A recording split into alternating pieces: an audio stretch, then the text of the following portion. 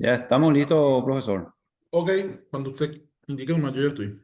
Antes de iniciar, entonces saludo oficial, muy buenas tardes a todos los presentes. Hoy tenemos la grata presencia y participación del ingeniero Juan García Miró, que nos va a estar compartiendo de su experiencia en este tema de conflictos socioambientales. Y para conocer un poquito al disertante, y antes de eso, quería agradecer a las autoridades de la Universidad Nacional del Pilar, al rector Víctor Ríos, a la directora de posgrado Rebeca Jara, también agradecimiento a la dirección de posgrado de la Facultad de Ciencias Agropecuarias de la Universidad de Pilar. Te cuento, ingeniero, que están presentes los estudiantes de posgrado de la maestría, por ejemplo, en forraje de Ciencias Agropecuarias, el 100% de los estudiantes del módulo de conflictos de socioambientales muy relacionado a este tema, sociología ambiental, dentro de lo que es la especialización en evaluación de impacto y gestión ambiental que está llevando la dirección de posgrado del rectorado. Y también tenemos como invitados especiales la presencia de los estudiantes de ingeniería ambiental, nuestros colegas mismos que están, le veo que están conectados. Entonces estamos un público bastante variado.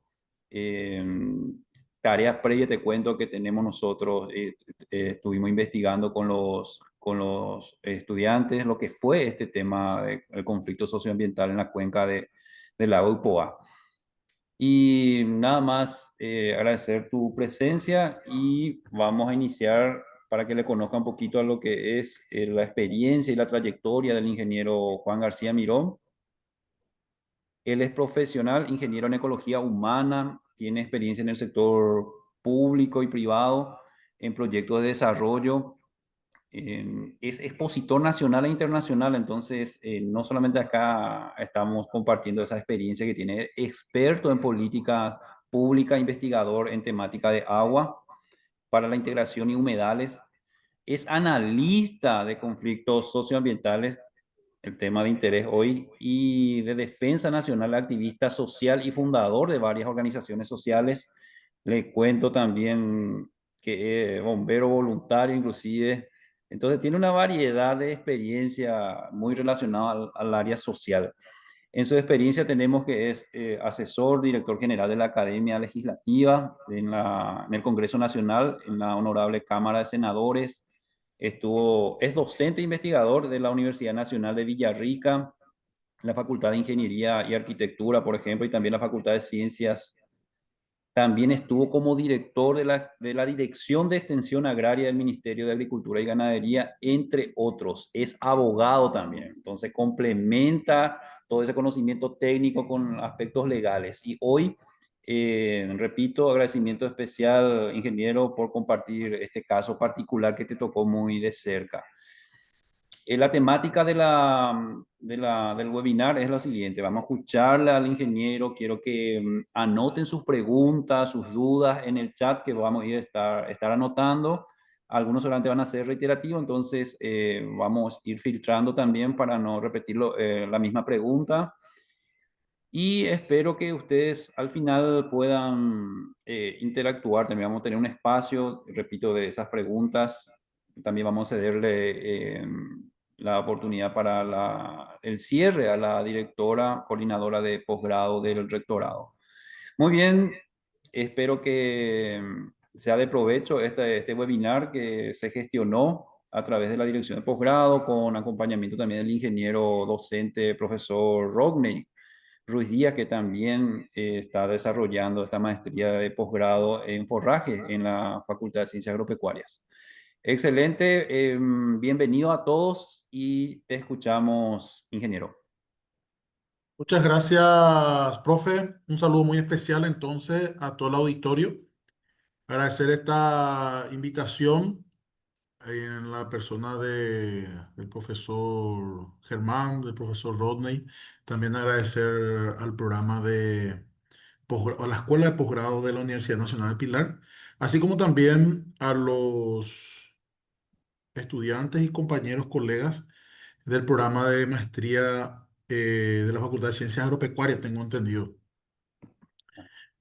Realmente un gusto poder estar en este espacio de intercambio de experiencia, ya con profesionales de diferentes áreas y fundamentalmente con actores locales. Tengo entendido, según manifestaron, que hay profesionales de todo el Paraguay, ¿verdad? Que están trabajando tanto en el ámbito de humedales como también en el sector agropecuario, rural y ambiental.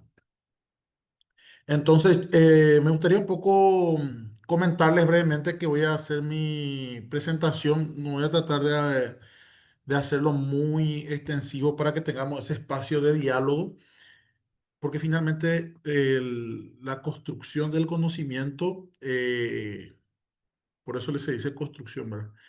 Es un proceso participativo. Todo lo que nosotros podemos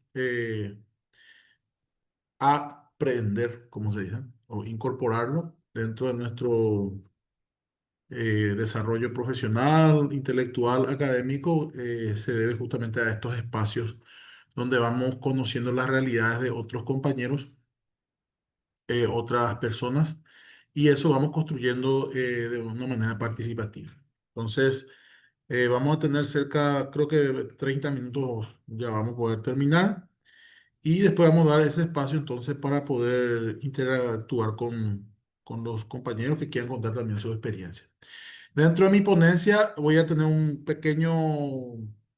pequeña diapositiva relacionada al tema de investigación que estoy trabajando hace un tiempo, relacionado a los conflictos socioambientales.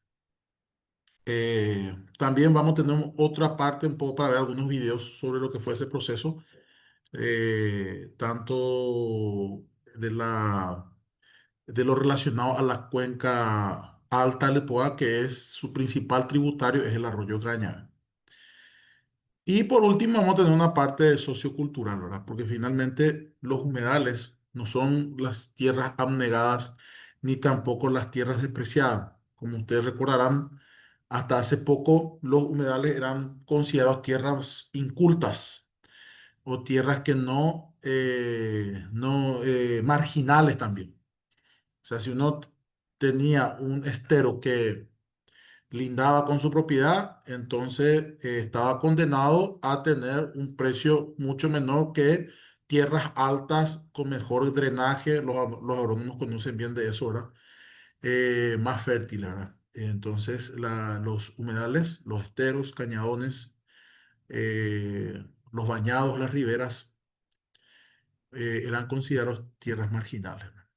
Sin embargo, en estos espacios es donde inicialmente se desarrollaron los primeros asentamientos humanos. Hay registros interesantes que puede ser motivo de otra participación, sobre dónde, en qué lugares los primeros asentamientos y en Pilar tienen vastas investigaciones. Recuerdo, no sé si alguno de ustedes tuvo la oportunidad de conocerle al profesor Contreras. Yo tuve la oportunidad de hacer un curso hace muchos años y él nos hablaba justamente de que todos estos lugares, estas tierras que son bañadas por los humedales, son los primeros lugares donde estuvieron los proto-guaraníes, ¿verdad?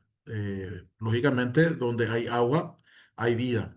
Entonces, o los laguneros también conocidos. Eh, por eso es muy importante para nosotros, para el grupo en el cual trabajamos. Hay uno de los grupos sociales en la cual estoy integrando, se llama Guardianes del Cañabe, justamente un grupo con una amplia participación de actores sociales que estamos luchando todavía por la defensa de este recurso muy importante, porque cuando hablamos de recursos no solamente tenemos que ver al agua como un elemento separado de la tierra, a los árboles como un elemento separado de la tierra, a los bañados, a los esteros. Muchas veces desde la investigación por por ese corte objetivo, tendemos a separar en pequeños estamentos de investigación, ¿verdad? Sin embargo, es un complejo, por eso se lo dice también complejo humedales. Bien, dicho esto, entonces, voy a compartir pantalla. ¿Cómo me indicas cómo vamos tiempo? Te voy a pedir, profe, que me puedas indicar dentro de media hora. Ok, sí, ahora se nota, tenés la, falta la presentación modo completo en pantalla completa. Estamos Ahí ahí, está. observamos, está bien ahí. Bueno, eh, cuando me invitaron para poder participar con esta ponencia, nuevamente agradecer al profe Rodney, al profesor Germán y a todas las autoridades de la Universidad Nacional Pilar, muy muy cercana a mis afectos también, por la lucha que tiene los hermanos del Pilar y del Ñembucú. Eh, en Carapeguá fue una de las comunidades, yo soy de Carapeguá, que habíamos albergado a los pilarenses. Yo era muy chico todavía, ¿verdad? Pero recordamos lo que pasaron en aquella gran inundación, principios de los 80. Bueno, esto es el Cañavé en su mayor expresión. Eh, Ustedes pueden observar, por eso hablamos complejo humedales, Arroyo Cañavé, su nombre en guaraní, por más que hoy en día está escrito en español. Eh, y en el fondo, usted que ven en esta pequeña cobertura verde que ven, ya es la zona de San Roque González. Esta es una vista aérea desde acá, vamos a dividir en cuatro lugares, perdón, en cuatro partes. La parte superior izquierda, derecha, inferior derecha, inferior izquierda. Esto que ustedes ven en el ángulo inferior izquierdo es la ruta que viene desde Nueva Italia hacia Carapeguá. Esto que ustedes ven aquí, ángulo superior derecho, esto es el canal o el cauce natural del arroyo Cañaveral. Esta elevación, esta serranía que ustedes ven aquí y aquí es Nueva Italia. Este es el límite entre el departamento de Paraguarí, distrito de Carapeguá, y Nueva Italia, departamento central. Perdón. Y esta parte del horizonte superior es lo que se puede observar un poco lo que es ya el espejo del lago Upoa. Acá se ve el espejo del lago Upoa. Esto es San Roque González, de Santa Cruz. Bien, el arroyo Cañavé es un arroyo, en algún momento fue considerado un río. Eh, a ver, vamos aquí, vamos a ir a esta parte, vamos a ir saltando. Acá se pueden observar, esto es el departamento de Paraguarí, el departamento de Ñembucú, una parte, y que está acá, para la gente de Pilar, de Ñembucú. Esto es acá Villafranca, Villa Oliva y Alberdi. Acá está, Alberdi. Este es el límite, creo que este es el Surubí, el límite con el departamento central, Villeta, ¿verdad? Y esto que ven acá es el Tebicuaro, límite con Misiones, acá está Villa Florida. Bien. Todo esto es lo que llamamos nosotros el complejo de humedales del lago de Upoa, que en la parte norte, como verán, la cuenca alta, su principal tributario es el arroyo Cañavé, que nace entre las planicies del Valle del Yariguaá, zona de Paraguarí, Escobar, Zapucay, y también del valle de Ubicuí, de las elevaciones de Ubicuí, específicamente entre, acá se ve Ubicuí, ¿ven? Acá la Visoria, acá hay, y parte de la Colmena. Por eso hablamos de complejo de humedal. Entonces, cuando hablamos del lago Upoa, hablamos de tres espejos de agua, que es el lago Upoa, el espejo que se ve un poquito más al norte, digamos. Laguna Cabral, Laguna Paranamí, que en ciertas épocas, así como estas pequeñas lagunas que ven en Nueva Italia, espejos de agua, de acuerdo a los embalses conocidos como Pirí, son cubiertos o también de acuerdo al viento predominante, ¿verdad? Entonces, se achican estas lagunas o en periodos de poca agua, eh, pierden mayor superficie de espejos de agua y en ciertas épocas mayores, mayor superficie de espejo de agua. Y la laguna Verá, que está acá abajo, si se ve con mi cursor, o conocido como el Ipoá Guazú. El Ipoá, su nombre, de acuerdo a la toponimia, puede ser Ipoá, porque cuando uno transita en esta zona, esto es departamento de Paraguarí, acá uno comienza a ingresar, departamento de Paraguarí, Carapeguá, desde aquí, desde San Roque González, Kind, uno puede observar de acuerdo a cierta ubicación el espejo del lago Upoa. Entonces parece que el agua está mucho más, en una cota más alta. Upo, Joaba. Entonces parece como que va a caer, se va a derramar eso. O también hay una especie de la fauna itícola que se lo conocía o se le designaba como Upora. De ahí el origen del nombre, ¿verdad? Bueno, entonces esto ya con la venida de los españoles, en los primeros mapas se observa como un solo espejo de agua. Entonces, aquí vemos Departamento Central, Villeta, Nueva Italia, parte de algunos cursos hídricos de Itá y Guarambaré ya no, pero Pané podría ser. Pero específicamente Itá, Villeta, Nueva Italia, Guarambaré.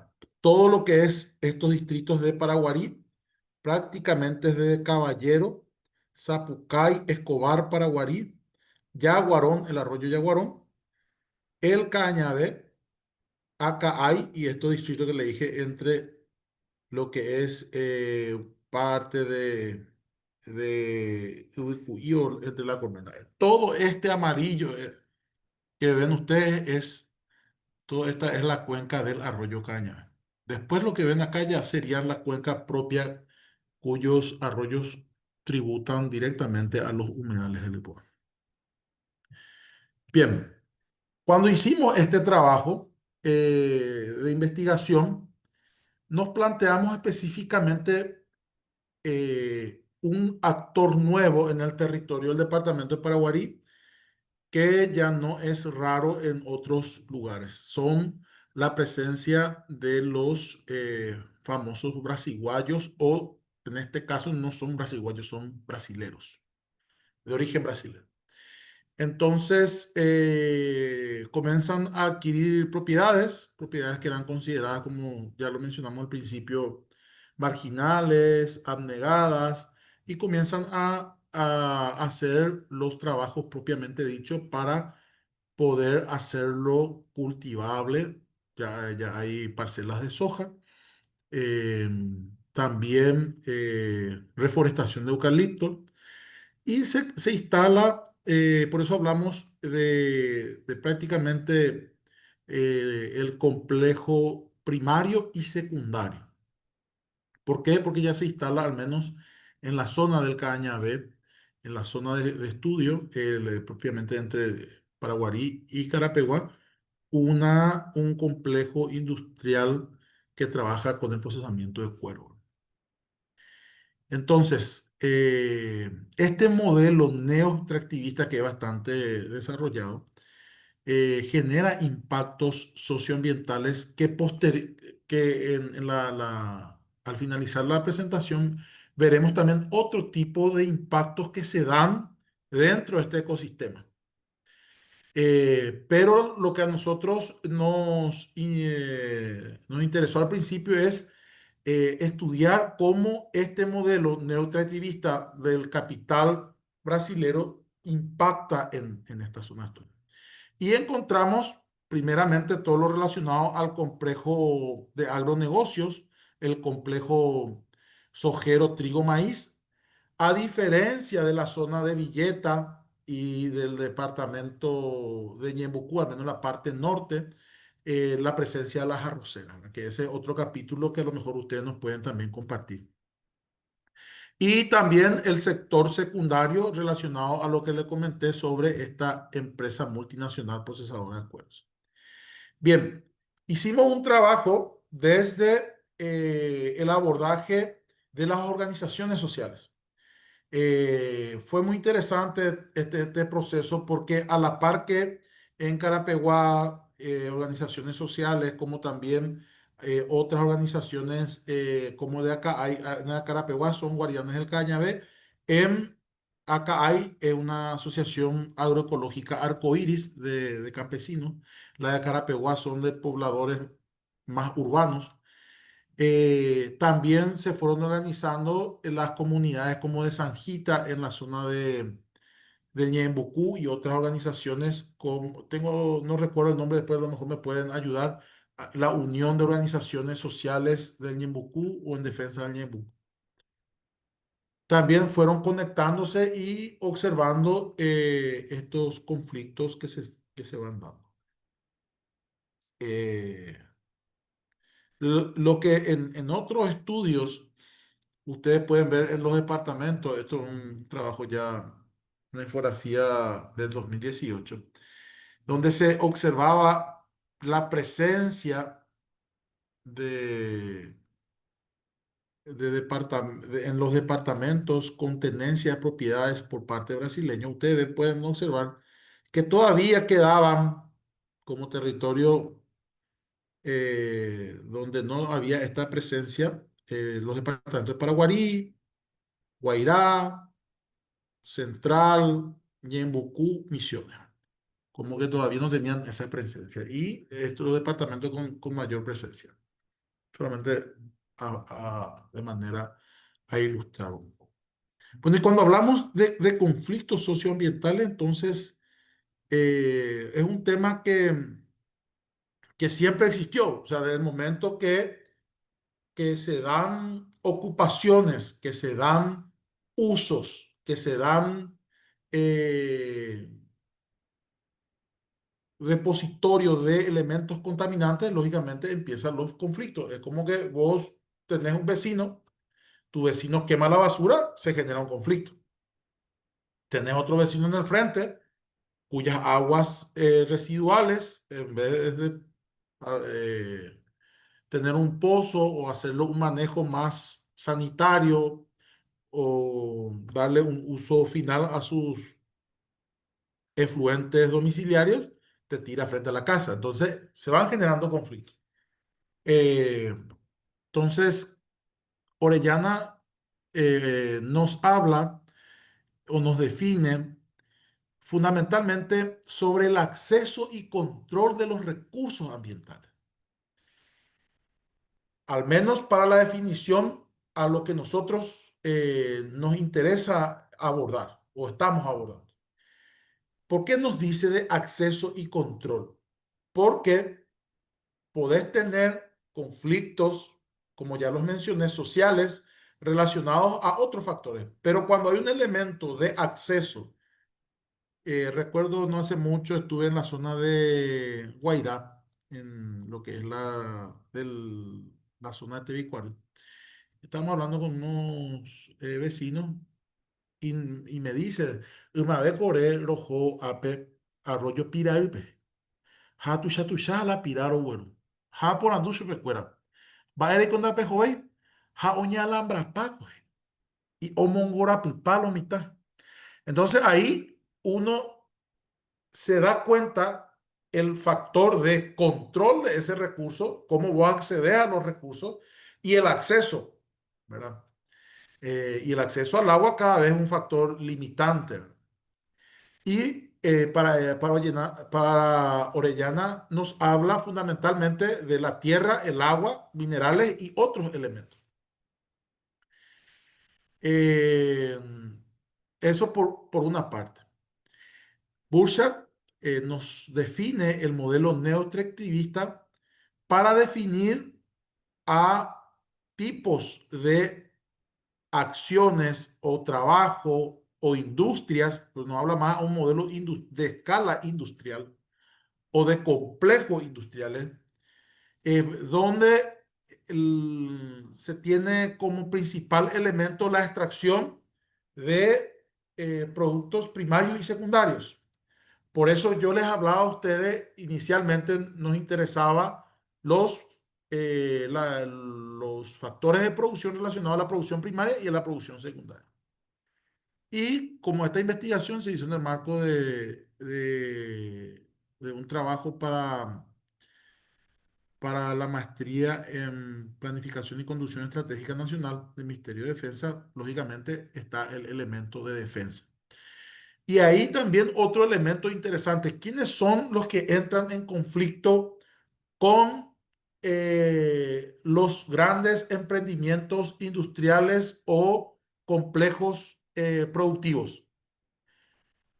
Las comunidades rurales, las comunidades de pobladores, que tienen un concepto, si podría decirse por una parte, sin mucha sin mucha carga eh, de elementos que hacen a la defensa de la soberanía territorial, pero lo que defienden son sus accesos a estos recursos naturales, pero finalmente terminan defendiendo a la naturaleza, un modo de vida, un tipo de cultura.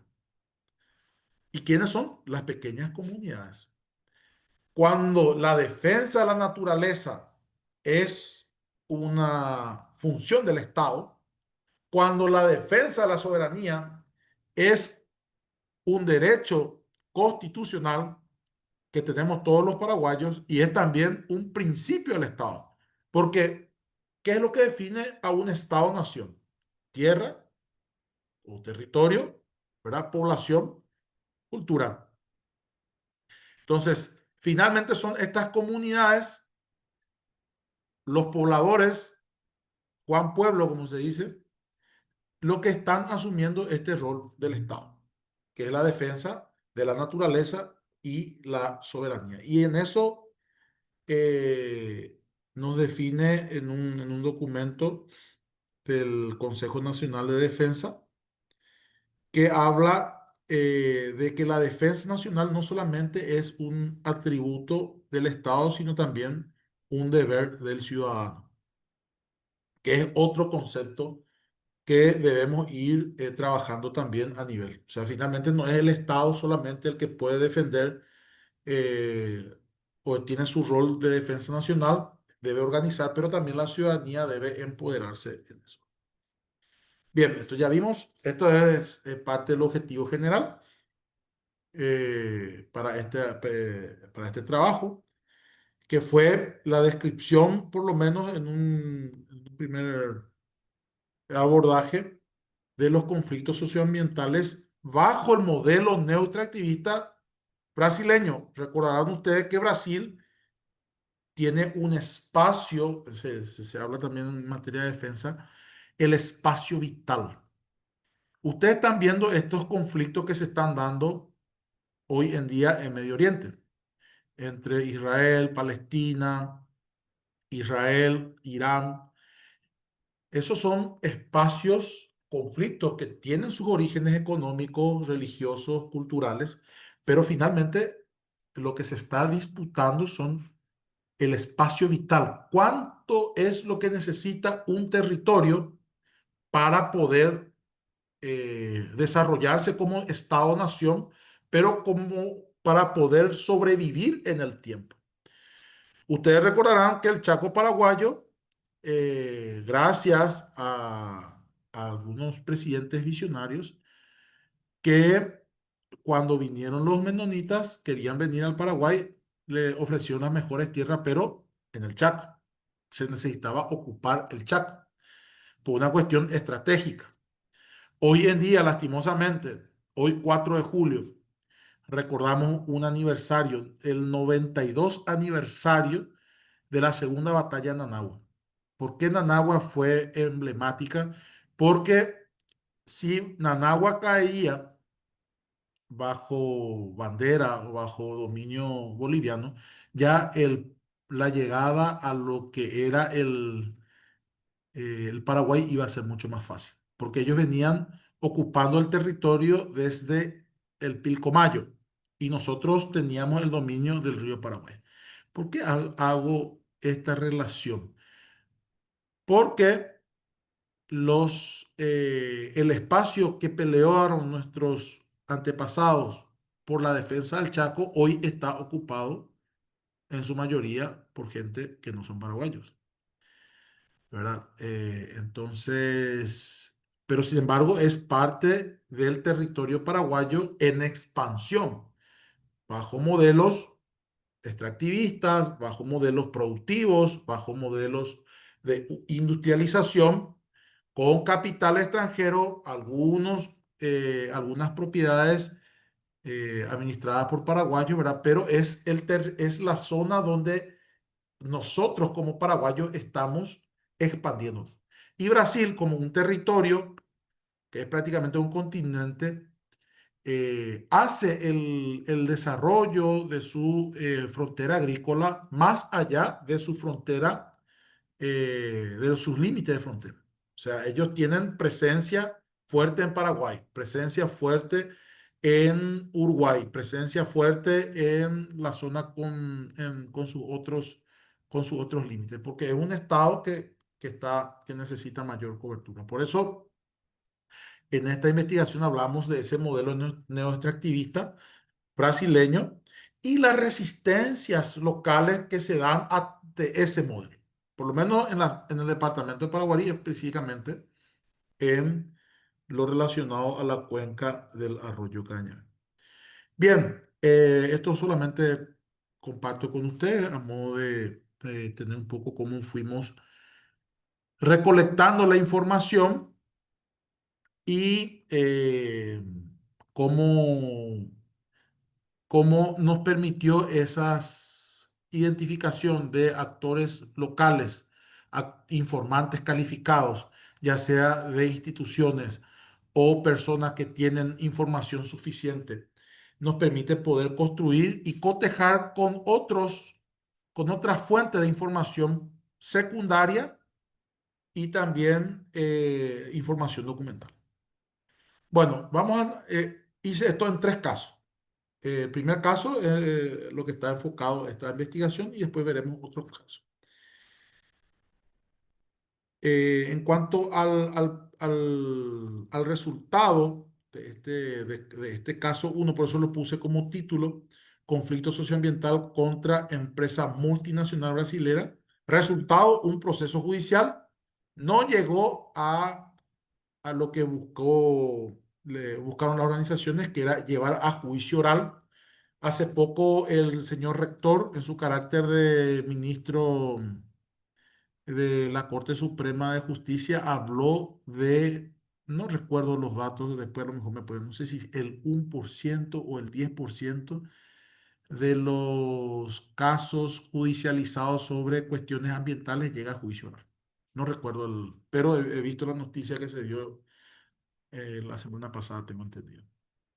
Entonces, el objetivo de la organización era llevar a juicio oral este conflicto y lograr la reparación del daño. Se hizo el proceso judicial que llevaron 5 años para finalmente El juez le da una salida condicionada al proceso. O sea, la persona termina aceptando su culpa, entonces recibe una multa o lo que se dice una compensación social, pero no existió la reparación del daño, que es lo que exige la Constitución Nacional. Bien, entonces, aquí, en base a esta pequeña descripción de lo que es el caso uno, vemos cómo este proceso de colonización, porque finalmente el que viene, es interesante, yo hablaba una persona, hoy es concejal municipal de Asunción. Él trabajó en su momento para el consulado perdón, brasilero, y me comentó él y me dice que lo que le dijo un diplomático brasilero en aquel entonces, ¿sabes cuál es el límite de Brasil? Y le dicen Río Paraguay, Ciudad del Este. Le dicen no, ¿dónde está el último ciudadano brasileño? Ese es el límite de Brasil. Entonces ustedes pueden imaginarse el concepto de territorio de ocupación, el concepto de nación que ellos tienen. Por eso siguen siendo, actuando como si fuera un imperio, ¿verdad? Eso, me refiero al Estado de Brasil, me refiero al brasilero, que tienen también muchísimos problemas sociales y de falta de acceso también, ¿verdad? Pero el Estado brasileño tiene una forma de gobierno y tienen una estrategia de Estado, una política de Estado más allá de quien ocupe la presidencia de la República. Bien, entonces, este proceso, este modelo de neocreativismo, que finalmente ocupan los territorios, acceden a los recursos y controlan. Pero ese acceso, ese control tiene externalidades negativas, que es lo que estudian los compañeros del curso de evaluación de impacto ambiental, así también los que estudian los compañeros de la maestría. ¿Cuáles son las externalidades negativas que se dan como producto de un modelo de producción? Y estos son algunos resultados que compartimos. Cuando le preguntábamos a las personas, esto se hizo sobre un modelo estratificado de informantes calificados. eh, 40 personas participaron de los procesos de consulta. Y fue interesante cuando uno le preguntaba sobre los conocimientos de empresas brasileñas en el noveno departamento. 5% no conocía. Sin embargo, el resto te daba nombres de las empresas. O sea, ya no es solamente si hay, sino el nombre de la empresa. Y esta es la empresa Durli, la procesadora de cuero, ¿verdad? No sé si escucharon el caso de Messer, que tenía también ahí algunas propiedades. Y también la parte, entonces, cuando vos le preguntas por nombre y luego pasas en el otro indicador a qué tipo de actividades se dedican, entonces, procesamiento de cuero, 50%,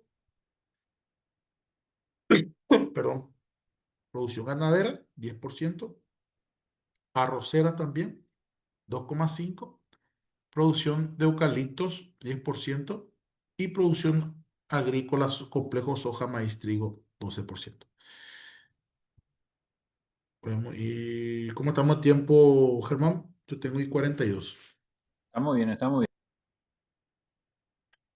Bien, vamos a ir acelerando un poquito más. Bien, en cuanto a cómo primeramente fuimos viendo el modelo extractivista, ¿verdad? O de neoextractivismo. Ahora vemos sobre los conflictos socioambientales. Y estos conflictos socioambientales no solamente están relacionados a las poblaciones que resienten los problemas de la fábrica, en este caso de cuero, o del modelo productivo, sino también hablamos de los trabajadores a quien emplea. Porque cuando se comenzaron a dar estos conflictos, decían, el derecho al trabajo, ore trabajona. Mediante a empresa ore con seguro médico. Y la o defender. Algunas autoridades también, no, estas empresas pagan impuestos. Entonces, ante el derecho de acceso al trabajo está el derecho a un ambiente saludable, al derecho a la vida. Entonces, hay un conflicto de derechos en materia de Constitución Nacional, choque de derechos. Entonces, también hablamos no solamente del conflicto que se da con las poblaciones, sino también con las personas que trabajan en estas empresas. Y cuando uno le consultó a las personas, a los actores, a los informantes calificados, a los actores claves, y también a personas que no tenían relación directa con el proceso, uno le pregunta, y bueno, ¿y existen conflictos? Sí existen. Sí, es en curige. Hamba eren de imo a oye sucede o a eremo a oiko. Y fíjense cómo aparecen estas respuestas. Por problemas con la naturaleza, por el agua, por tierra, por el negocio. No hago meneo hipotala en empresa operando y coay. Y también apareció por ahí un elemento que siempre está en nuestra cultura popular, por política. Política de coay. Entonces, también la gente tiene su forma de describir estos conflictos. Pero entienden que puede ser por cuestiones de la naturaleza, por las contaminaciones que se dan. Hay también un factor cultural, pero no apareció mucho de las respuestas, pero sí naturaleza, agua, tierra y negocio. Sí se puede describir. Y en esta parte hice un pequeño, esto es San Lorenzo, departamento central. Esto que ustedes ven acá es Alberdi. Esto que ven ustedes acá es una arrocera de brasileros entre zona de Villafranca, por ahí. No, no, no. Esta es después de Villeta. Perdón, Villeta y esto está más abajo. Esta es la zona de Carapeguá. Estas son tres empresas brasileras que están al costado entre el trayecto de Paraguarí y Carapeguá. Y esto verde que ven ustedes, el arroyo Cañaveral, que divide a la ciudad de Carapeguá por una parte con la ciudad de Paraguarí. Entonces tenemos Messer Forestal, Andopar, que es una empresa de producción soja sistema granel, también de capital brasilero, y Durli, que es una empresa procesadora de cueros.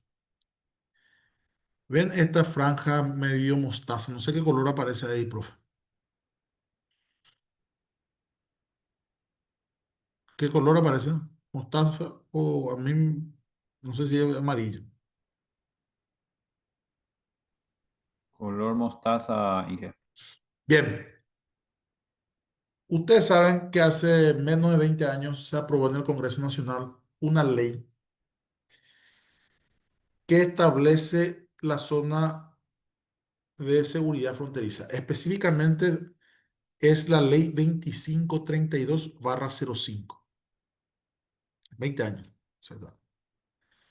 ¿Qué es la ley de seguridad fronteriza? 50 kilómetros de los hitos de frontera no puede estar una sola propiedad bajo dominio de un extranjero.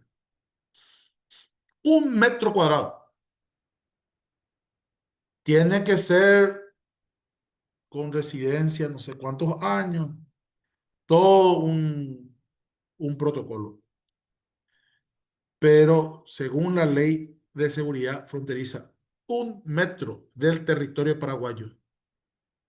Esto es el río Paraguay. Y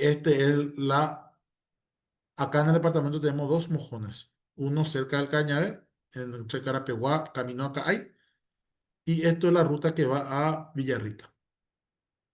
Este está, porque justamente tiene que de fácil acceso. Esto está pasando Paraguarí en la zona de Escobar y esto está en el trayecto Carapeguá camino a Nueva Italia, perdón, a Caay antes del arroyo Tacuari, que viene de hacia el Cerro Caay y divide entre Carapeguá y Acay.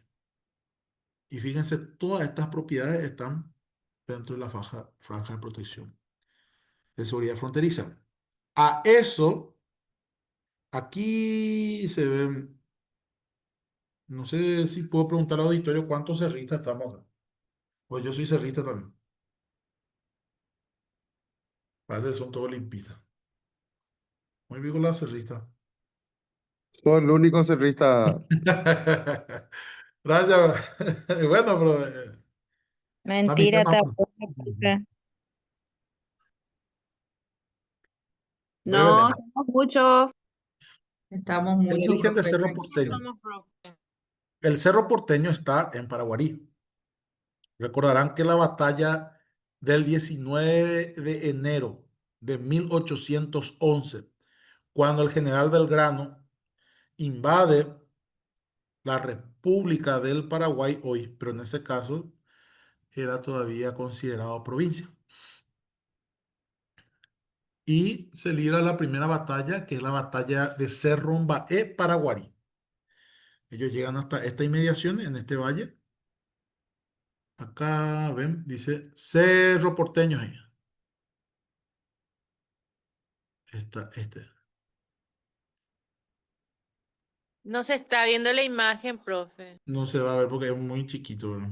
Pero este punto que ven acá es el Cerro Porteño o Cerro Mbae, que es su nombre original. Entonces, esto quedó después el Cerro Porteño porque fue el campamento del general Belgrano, que luego de que los paraguayos, porque estaban comandados por el gobernador Velasco, eh, ellos huyen a Asunción y son las milicias paraguayas, pero cuando nosotros no teníamos ejército, eran comandados por Cabañas y Cabañas y el otro es, no era Yegros, se me fue. Gamarra y Cabañas. Posteriormente, Yegros se suma ya con ellos cuando se da la segunda batalla en el Tacuary. El Tacuary hoy quedó mucho más inundado, digamos, que está en Carmen del Paraná. No sé si ven ustedes ese puente que se pasa en Carmen del Paraná. Eso en algún momento fue el arroyo Tacuary.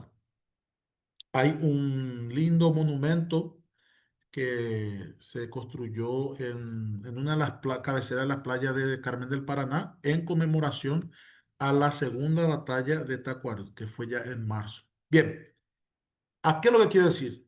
Territorio paraguayo ocupado por capital brasilero. Tenemos un hito que simboliza el inicio de nuestra independencia, porque gracias a que los paraguayos tomaron la posta de estas dos batallas, 1811, meses después, se da en la independencia del Paraguay de la corona española, gracias a estas dos victorias. Y esto es un hito. Si este territorio estuviese en Estados Unidos, iba a haber por lo menos un monumento que iba a ser visualizado desde el espacio. Porque así uno construye una identidad con sus elementos, con sus orígenes, con su idioma, con la recordación de sus fechas importantes, con la educación, la doctrina, etcétera, etcétera, etcétera. Eso es otro elemento. Bien, entonces en este mapa, que lo llamamos mapa de cartografía, no solamente vemos un conflicto de organizaciones que se manifiestan, de actores que protestan, sino de ocupación del territorio. Y finalmente son estas organizaciones las que están defendiendo. Y acá hay un elemento que no está aquí pero si ustedes se fijan acá en la descripción, habla de la distancia, no menos de 60 kilómetros de la ciudad capital, dentro de los 50 kilómetros de seguridad fronteriza, pero aquí en Paraguarí, hoy se conmemora como cada 4 de julio, se conmemora la segunda victoria ya les mencioné, la batalla de Nanagua. La gente conoce la Polka 13 Tuyutí. La Polka 13 Tuyutí es en conmemoración a la primera batalla, 20 de enero. Su nombre era 20 de enero. Y posteriormente quedó en 13 Nanagua de Gloria, 20 de enero, Nanagua de Gloria o 13 Tuyutí. Eso fue la primera batalla. La segunda batalla es el 4 de julio y la que tuvo una decisión importante también, aparte de la lucha cuerpo a cuerpo, fue la artillería. Y por eso el Comando de Artillería del Ejército adopta el 4 de julio como fecha del Día del Artillero. ¿Dónde hay un destacamento militar importante? Aquí. O sea, hablamos de conflicto de territorio, hablamos de procesos de resistencia, de ocupación del territorio y los elementos del Estado que también, o sea, eh, deberían también ayudarnos a tener una presencia totalmente fuera de este proceso. Yo no digo que debe haber un enfrentamiento, que debe haber, pero te digo, si estás a menos de 60 kilómetros dentro de la zona de seguridad fronteriza, teniendo unidades militares, esto no pasa en Brasil, nunca. Anda a querer comprar un pedazo de tierra en Brasil o en Clorinda. Bien, el impacto en los medios de comunicación. Todo esto se logró no porque el proceso judicial, como le dije, duró 5 años para que finalmente el administrador acepte que contaminó y pague una multa.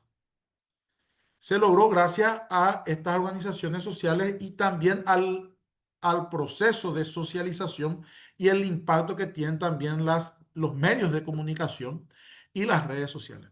A tal punto que nuestro conocido José Luis Chilaver se hizo eco de uno de estos impactos que se dio. No es lo mismo que lo diga Juan García a que lo diga Chilaver, ¿verdad? Esto es una manifestación de la organización Guardianes de Cañabé frente al Juzgado Penal de Garantía de Carapicuá.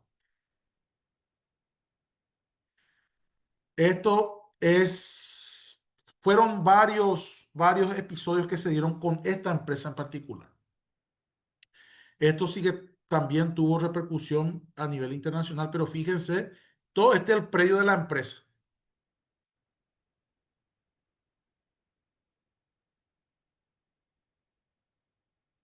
Y acá está el arroyo Cañabé. Caso 2, para ir terminando ya. Esto sucedió un poquito antes. Esto fue contra una empresa paraguaya, una, una empresa alcoholera. Recordarán que en el caso 1 se llegó hasta un proceso de judicialización. No se logró elevar a juicio oral, pero bueno, por lo menos reconoció que contaminó. La empresa paraguaya alcoholera, estos son con la organización Arcoíris de Acaay y la organización Guardianes del Cañabé. Eh, también con esta empresa alcoholera, esto es, digamos, la cuenca alta del Cañabé. Esto se tiñó de rojo en varias oportunidades, el arroyo. Se logró una multa administrativa. Finalmente, el MADES, porque ustedes tienen que saber que cualquier proceso, cualquier episodio, cualquier evento de impacto ambiental puede tener un proceso administrativo, un proceso penal y un proceso civil, que es la reparación. O puede tener los tres. En este caso, un proceso administrativo, una multa del MAE. Y también traje esto, perdón, Me sobran 2 minutos. Cuando el conflicto no solamente es contra alguien, porque también tenemos que entender que el conflicto socioambiental no es solamente contra una empresa, contra un propietario, contra el intendente, contra la basura, en este caso es poblaciones vulnerables o vulneradas o en situación de vulnerabilidad que terminan afectando su espacio por la ocupación de un territorio que puede tener un conflicto, ya sea derivado de la ocupación de un territorio o por eventos de origen natural.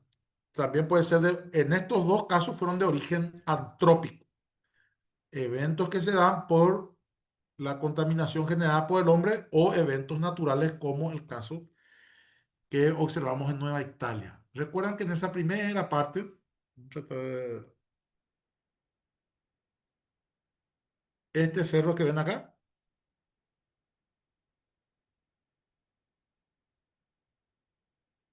es este cerro. Todo esto es un campo comunal. Y a la falta de territorio, la gente fue ocupando esto. Y lógicamente en periodos de crecida, no es que el agua crece, el agua ocupa su ribera. Hay periodos de cotas altas, hay periodos de cotas bajas, ¿verdad? Entonces también se da un conflicto socioambiental, en este caso por poblaciones en situación de vulnerabilidad que al no tener un pedazo de tierra en otros lugares van ocupando la ribera, en este caso del arroyo Cañavé, que también en algún momento fue un río. Entonces, por eso hablo de caso 3 y en este caso, ¿cuál fue la solución? Ayuda humanitaria. Vino la crecida, se trajo colchones, víveres y algunos elementos, pero esto sigue. Tampoco hay una solución.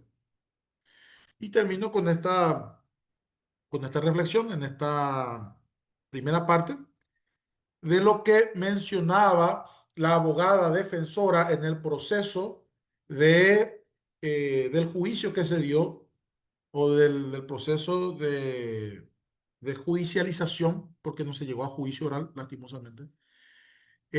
Cuando el juez dice, es interesante, y bueno, ¿y cuánto lo que quieren ustedes? Y es lo que refleja en esta frase la abogada que representó a la Asociación Guardianes del Cañaveral, que no es dinero lo que se quiere, sino es una reparación o mitigación para que quede eso como un elemento de ejemplo para para los otros eventos ambientales que deriven en la alteración de este recurso natural, ¿verdad? Eh, Bien, esto es por esta parte y termino. Ahí terminó la presentación. No sé Muy bien, excelente, profesor. si me sale alguno. Quiero ver si me puede salir acá algunas cositas para que vean esto que vean. Vamos a ver si salen los videos.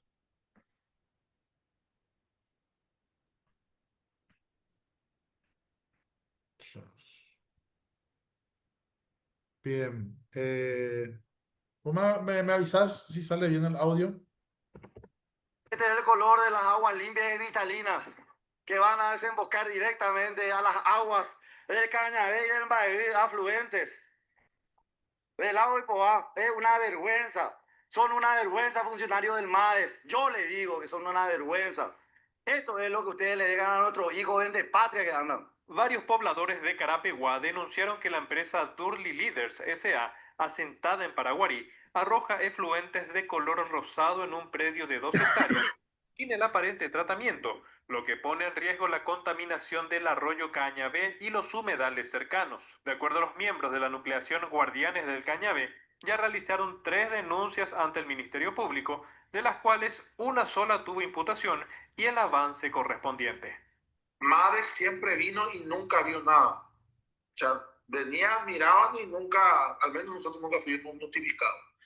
Entonces, cuento esto más para que este tema que se ve ahora es ahora nomás. Estamos hablando de 2019, 2020, y ahora lo que se observan esas aguas rojas, que son aguas evidentemente de un proceso industrial que fueron vertidas directamente en la propiedad de esta firma, con la salvedad de que la propiedad es regada por el arroyo Cañabe una parte y por el arroyo Bael, que termina desembocando en el arroyo Cañabe. Y esta es una zona abnegada. Carapigüeños denunciaron que antes de la instalación de la curtiembre, varios ingenios azucareros también incurrieron en delitos ambientales que afectan a los departamentos de Paraguarí, Central y Ñembucú, por lo que seguirán exigiendo el acompañamiento de las autoridades. Nosotros vamos a seguir acompañando este.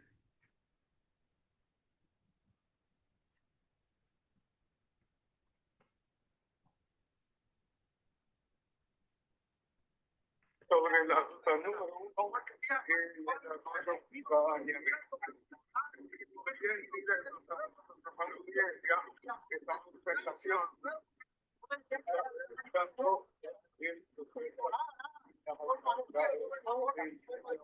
Esto es contra Alpasa, contra la azucarera. Profe, el video no se está viendo. Se escucha, pero no se ve. No te escuché, creo que me estás hablando, Germán. El video no se ve, pero se escucha bien. Estuvo publicado, Bueno, pero no se ve en la pantalla. pero si se escucha, por lo menos. Sí, por eso. Para los participantes nomás, se publicó, está en la web, la problemática del Cañabe.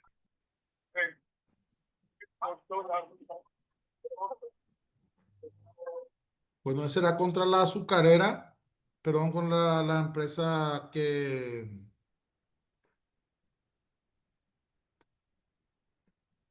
Y esto es en Nueva Italia.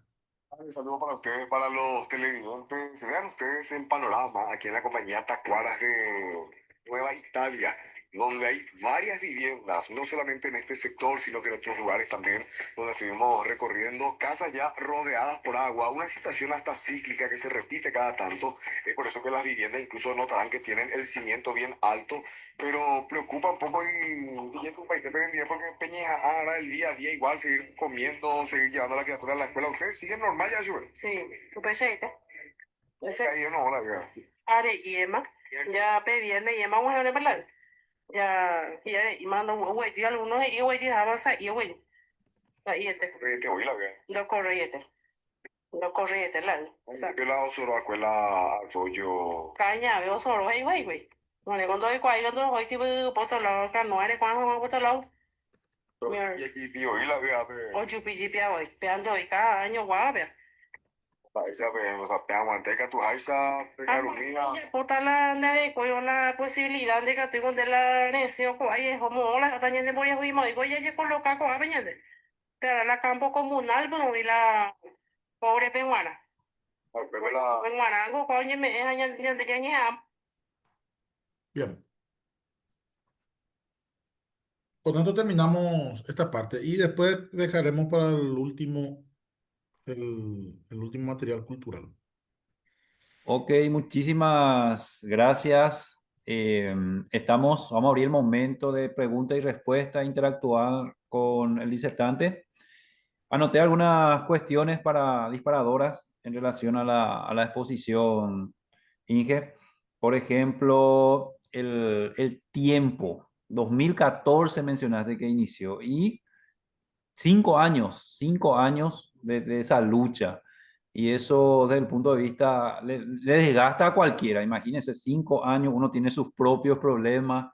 La pregunta ahí, en base a lo que viviste, ¿cuál, ¿cuál sería el mensaje ahí para no decaer? Porque muchas veces uno tiene la intención de defender ya sea los recursos naturales, y hay otros también, otras cuestiones económicas, como mencionaste. Entonces, ¿cuál sería el mensaje, un mecanismo de defensa actual hacia los recursos naturales? Bien, el proceso judicial contra esta empresa brasilera duró 5 años, entre ellos la pandemia también. Hacíamos pancheada, hacíamos belluceada, vaquita acá, vaquita allá, para como es un proceso judicial, en ese caso, entramos como querella adhesiva. O sea, el que lleva la investigación es la fiscalía, pero ustedes saben que la unidad especializada contra delitos ambientales está en Asunción. No vienen sin que no tengan camioneta, no andan ni todo el tiempo. El MADES también, sus condiciones son mucho más limitados. Entonces, y tienen que venir a Asunción. Después tenés a las propias autoridades locales, ¿verdad? Que tienen sus propias necesidades, sus propios conflictos. Esto es uno más y no es fácil. Si no existe empoderamiento de la comunidad, que tampoco fue fácil. Ahí ya no me dio el tiempo las manifestaciones porque la empresa, ¿qué hizo? Saca a sus funcionarios y comienzan a llevar frente a los domicilios de las personas que están reclamando la actuación de las autoridades. ¿Y quién te protege de una turba de 200 funcionarios frente a tu casa? No te dejan entrar un bocapún de Ari en más de reiteradas ocasiones. Entonces, por eso y son compatriotas también, ¿verdad? Eh, y bueno, todo lo que eso significa. Entonces, tiene que haber un empoderamiento de los actores, no solamente las organizaciones, también las autoridades. Hasta el momento no recuerdo, creo que hay solo como menos de 5 casos de autoridades municipales que fueron condenadas por delitos ambientales. Entonces, las autoridades también tienen que saber que tienen una responsabilidad importante en la gestión de estos recursos. Profe, Sí. mencionaste justamente el rector de la Universidad Nacional del Pilar en la publicación, mínimamente menos del 5% llegan a juicio. O sea, el Ahí está, mensaje sí, es tienes nadie razón. va preso, termina en multas administrativas y eso muchas veces desgana involucrarse en este tipo de conflictos de defensa por el medio ambiente o los recursos naturales. En este caso particular, ¿hubo multa? ¿Cómo terminó eso? 50 millones. ¿Reconocieron ellos 5 años después que Sí, contaminaron el arroyo, lo que todo el mundo sabía? Pero judicialmente hubo multa, ¿cómo 50 terminó ese caso? millones fue. 50 millones por ese único hecho. Derrame en el cauce de la caña. Ve. Eso que usted vio en esa mancha roja que fue similar a Laguna Cerro de Limpio, ese caso ni siquiera llegó a imputación. Eso aprovecharon la pandemia y fueron sobreseídos por un solo caso, por ese derrame, y continuaron derramando durante todos esos 5 años. O sea, 50 millones. De los cuales el mayor porcentaje, 70%, fue a parar al municipio de Paraguarí, porque la empresa está en el territorio de Paraguarí, pero las poblaciones afectadas son de Carapeguá. Entonces, finalmente, otra vez, parte importante de la multa fue a parar al municipio, ¿verdad? Que no tuvo no realizó ninguna actividad relacionada a la protección de ese recurso. Ok, o sea, a ver si escuché bien, 50 millones que se fue a parar al municipio 5 años después, Municipio, a la municipalidad. a La la municipalidad de municipalidad. Paraguarí fue beneficiada, pero lo que fueron afectados fueron la población de Carabobo, Asimismo, porque Paraguarí en esa zona no tiene población. pregunta ahí en el grupo, ¿cuál hubiese sido la forma que pudieran resarcir verdaderamente el daño ambiental? O sea, 50 Bueno, millones es ínfimo para todo lo que... ese es otro, la reparación del daño ambiental, primero estaba consagrada en la Constitución Nacional, es dejar igual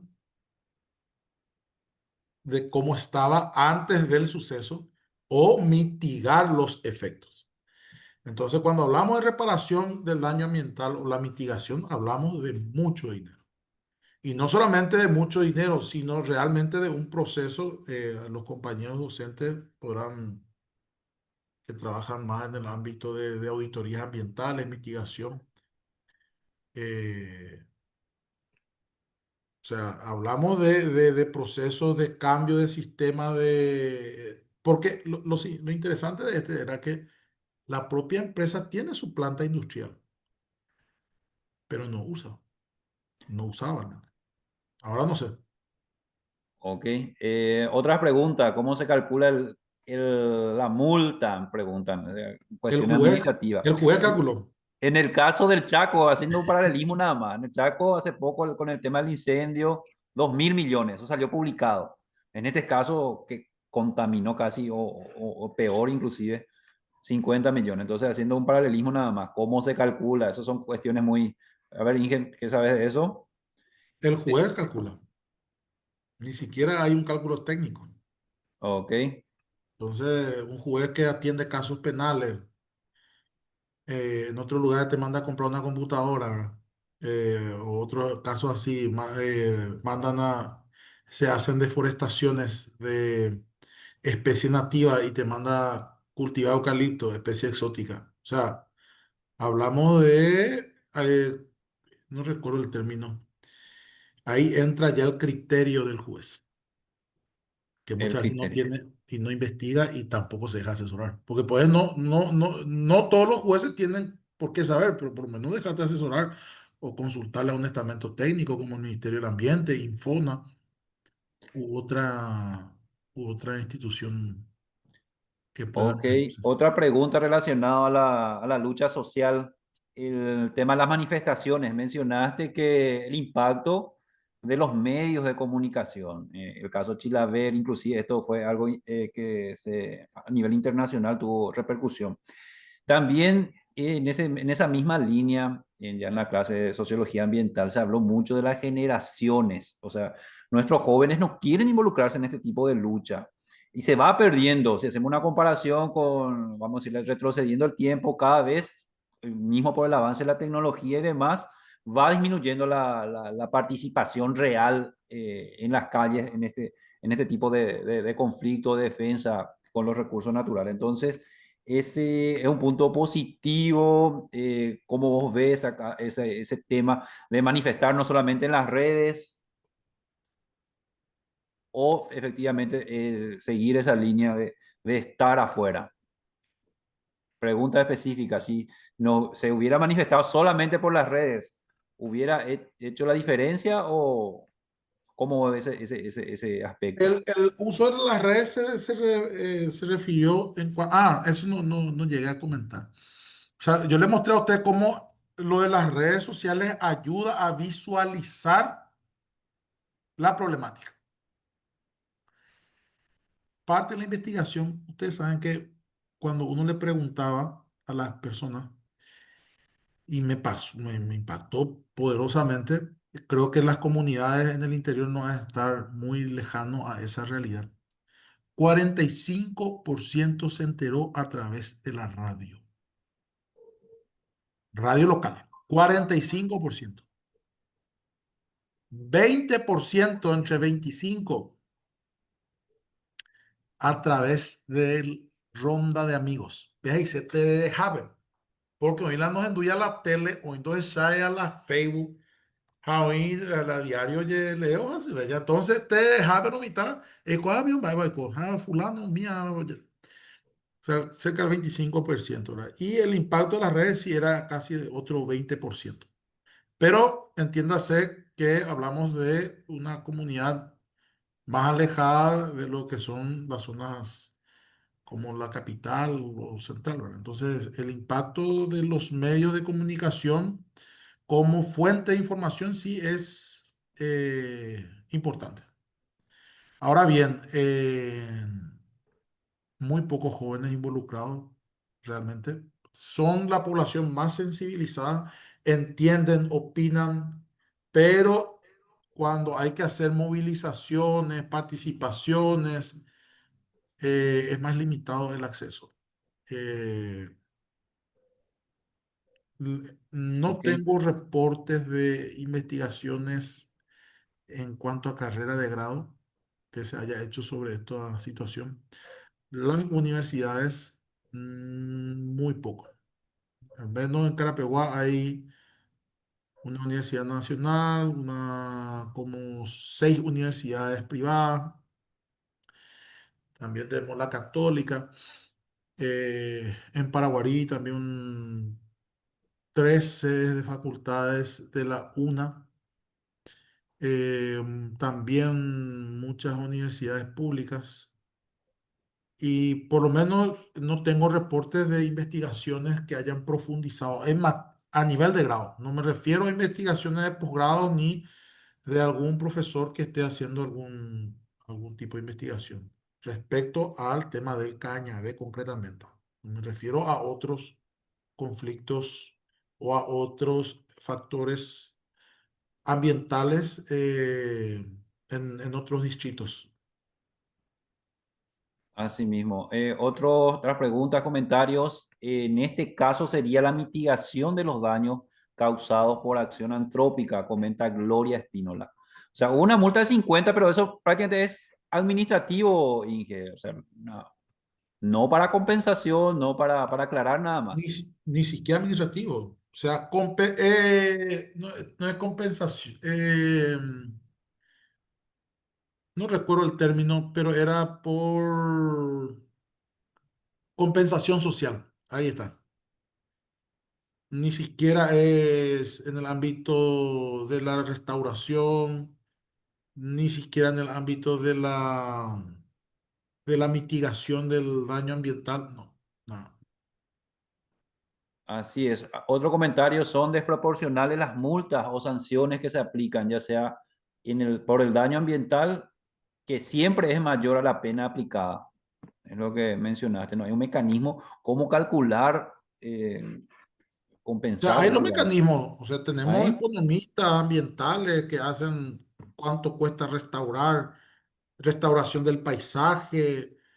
O sea, hay suficiente experiencia en Paraguay de profesionales y de instituciones que te pueden hacer esos cálculos, solo que a nivel de juzgado no llegan. Porque en este caso, Ah, cuando se le da una salida condicional o condicionada al proceso, bueno, voy a aceptar, pues, tu culpa. Por eso que hay que llegar al juicio oral. Y si la persona es primera vez que reconoce que cometió su delito ambiental, entonces todo disminuye, ¿verdad? Por eso que hay que elevar las causas a juicio oral y eso tiene mucho más costo.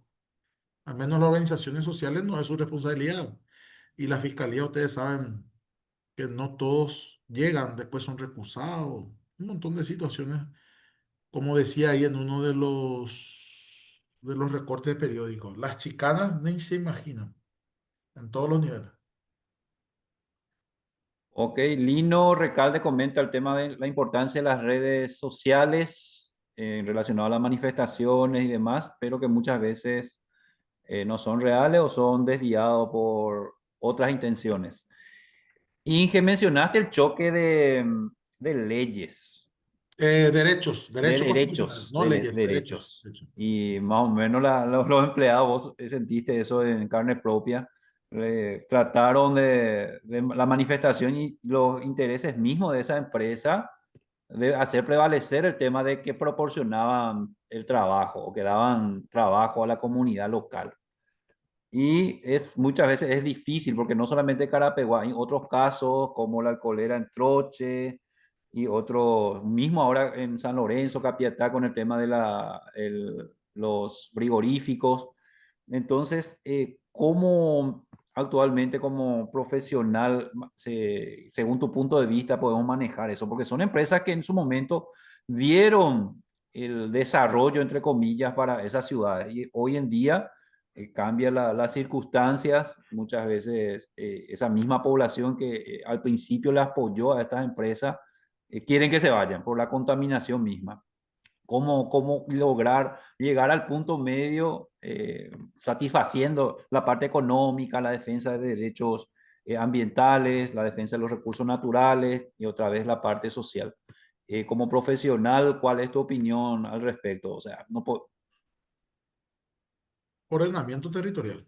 Ahí veo que está el profe Pérez también conectado, experto también en temas de desarrollo. ¿Y qué tal, profe? Un gusto. ¿Qué tal, Juan? ¿Cómo andamos? Muy Mucho- buenas noches a todos. Antes que nada, Juan, simplemente expresar un poco el cariño y el respeto que le tengo al Inge Juan, amigo de antaños, también bombero voluntario, también gran perseguidor de la causa y generalmente me voy a enseñar en su ciudad, en Carapeguá, todos los lunes y solemos encontrarnos con Juan. Pero también quería aprovechar la oportunidad, Inge, que le hagas un pequeño comentario de ese trabajo que habíamos hecho con el tema del relleno sanitario en Villeta. Ah, ya está. Ese fue uno de los primeros trabajos que hicimos, profe. Híjole, yo Ese fue estaba... uno de los primeros trabajos que fue muy interesante e importante y que básicamente tuvo su impacto positivo en este caso. Vos estabas contando todo desgracias y sin embargo en ese trabajo salimos victoriosos. Simplemente Sí, recordarte eso, Juan. Gracias. gracias, gracias, Disculpen gracias. la intromisión. Sí, gracias, profe. Brevemente también. Creo que ya fueron como 20 años por ahí, no recuerdo. Y más de 20 años. Cateura, ustedes saben que con el proceso de cierre de Cateura se comenzaron a buscar otras zonas donde destinar. Y justamente en Nueva Italia, entre Villeta, había unos campos anegados regados por el Cañabé que iban a ser destinados como relleno sanitario, ¿verdad? Y justamente fue un trabajo que habíamos encargado al profe Darío Pérez y su hermano y otro equipo técnico que fue el sustento técnico para parar eso hace más de 20 años. Después creo que se fueron todos al Chaco. Y cómo esa información técnica permitió frenar con un simple dictamen, ¿verdad? Porque teníamos, por otra parte, el famoso que iba a traer fuentes de trabajo, que iba a desarrollar las compañías, que iba a crear acceso, que se iba a hacer el reciclaje y todo ese tipo de cosas. Es la zona que ustedes vieron, el último caso que les mostré a ustedes, la zona entre Nueva Italia, que es la ribera del Cañavé. Entonces, en periodos que no son crecidas, todo eso es campo, hermosos campos, ¿verdad? Pero viene la lluvia y se anega todo eso, esas tierras, ¿verdad? Entonces, gracias a ese trabajo que habíamos encargado a ellos, en aquel entonces, creo que fue 2000, ya no recuerdo, 2005 por ahí, profe. Y sí, 20 años. Se había atajado esa, o si no, hoy íbamos a tener cateura en toda la cuenca alta del Guadalquivir, que se intentó nuevamente después en Yaguarón hace como 8 años y se atajó también. Ahí la comunidad y el intendente se pusieron las pilas, pero ya tenía todo habilitado por el MAE. Esos son los conflictos que se dan. Y fundamentalmente, después a lo mejor el profe puede profundizar, cuando se les saca la posibilidad a los municipios ellos tenían en el inicio de las evaluaciones de impacto ambiental, no recuerdo cómo se llamaba el indicador, dominio, condición de dominio, algo así que tenía antes a través del decreto reglamentario de la evaluación de impacto ambiental anterior, que fue modificada como hace menos de 10 años. eh, y se le saca esa posibilidad al municipio, porque ahí los municipios tenían cierta parte dentro del proceso en las evaluaciones de impacto ambiental. Pero cuando se le retira eso, en el caso de Yaguarón, que fue, ya la empresa comenzó a hacer los movimientos de suelo, tenían el aval del MAES y fue la comunidad que se levanta. Y eso es también el otro lado del Cañavé, pero hacia Yaguarón. Otro comentario relacionado al plan de ordenamiento territorial. Muchos municipios mencionan, o no sé, como excusa o justificativa, que no tiene presupuesto para un plan de ordenamiento territorial. En ese caso, ¿cómo se podría hacer, Inge, según tu experiencia? Porque vos te vas y la mayoría no tiene, y Vos tenemos sabés estos que casos. tienen todo. Sabés que tienen todo. Hay un requisito para recibir los fondos royalties hoy en día. Si no tienes plan de ordenamiento, cuando es la Secretaría Técnica de Planificación, prácticamente no puedo decirle qué porcentaje, pero por lo menos un 80% de los municipios tienen plan de ordenamiento. Solo que quedan los papeles.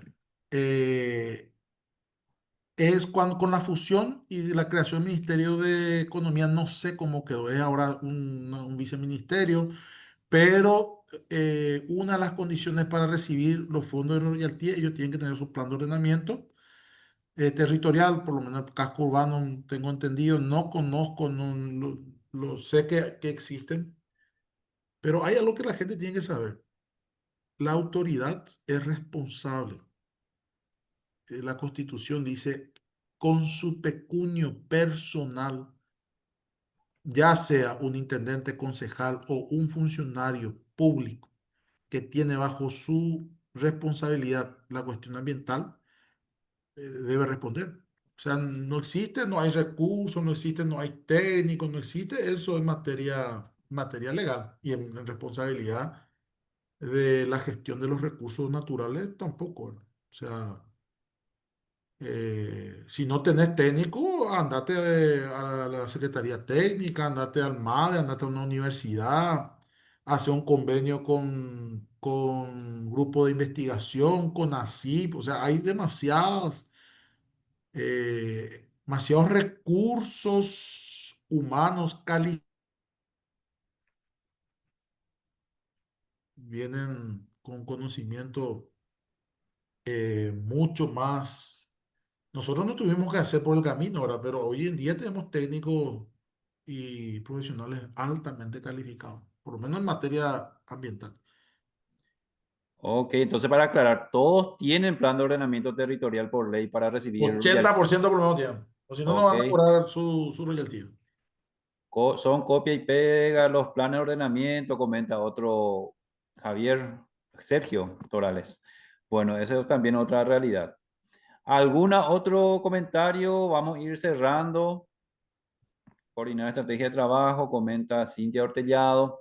Bueno, muchísimas gracias. Estamos cerrando una vez más a la Universidad Nacional del Pilar por propiciar este espacio, al rector Víctor Ríos, la coordinadora de posgrado de la Universidad, de la Escuela de Posgrado del Rectorado de la Universidad Nacional del Pilar, a los invitados a la dirección de posgrado de la Facultad de Ciencias Agropecuarias, a los docentes y colegas que hoy nos acompañaron en esta disertación.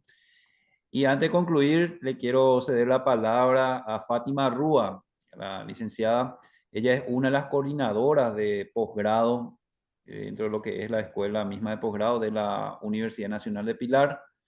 Fátima, te escuchamos. Estamos en la parte de Sí, cierre de lo que es este webinar. sí, muy buenas noches de vuelta a todos. Eh, estamos, realmente fue muy interesante y los comentarios, de paso también no se pudo leer todo, pero de hecho, eh, para una próxima, ingeniero Juan García, te vamos a tener que volver a invitar, ¿verdad? Mucho Entonces, gusto. un gusto. Así como dijo el ingeniero, yo soy la profesora Fátima Rúa, soy de San Ignacio Misiones, estoy coordinando esta especialización.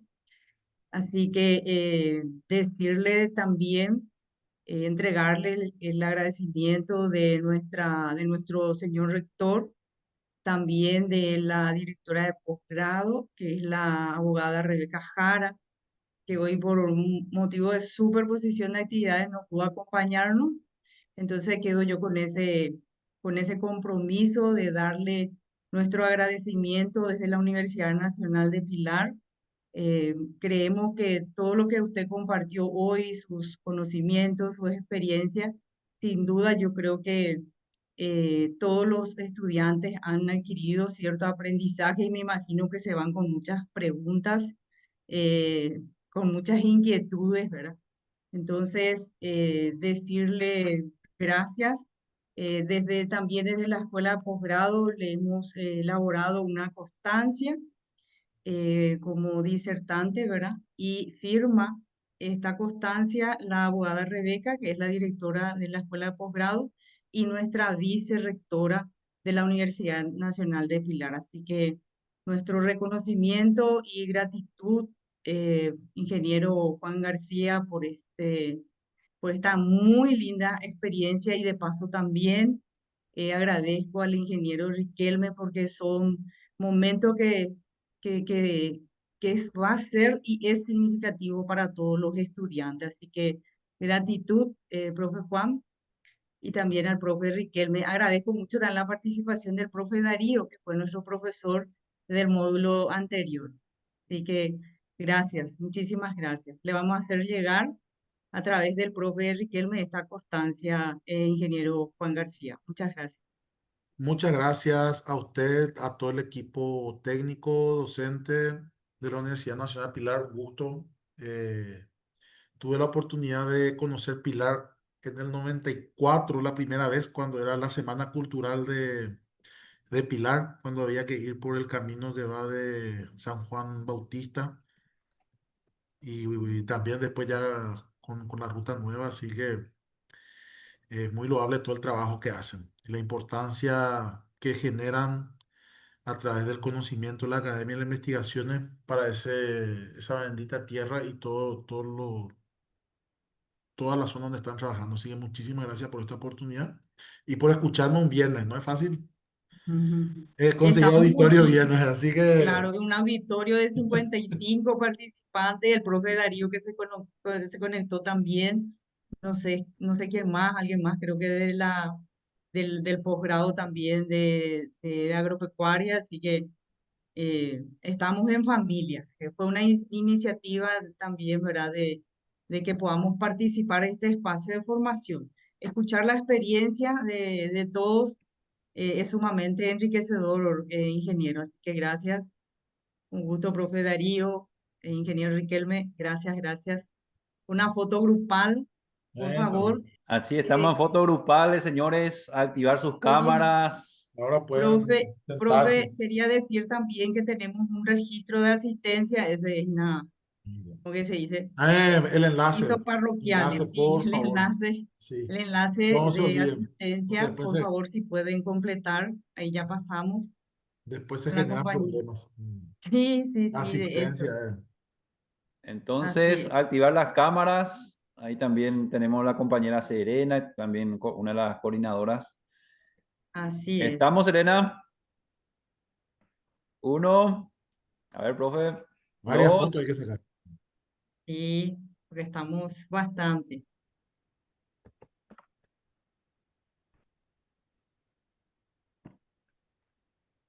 Ok, muchísimas gracias. Muchísimas gracias a todos. Y en breve nos comprometemos a tener otros espacios de este tipo. Gracias, profesor Juan García Miró. Y estamos, como te dije, en contacto hasta un próximo encuentro. Gracias a todos. Buenas noches. Gracias, gracias.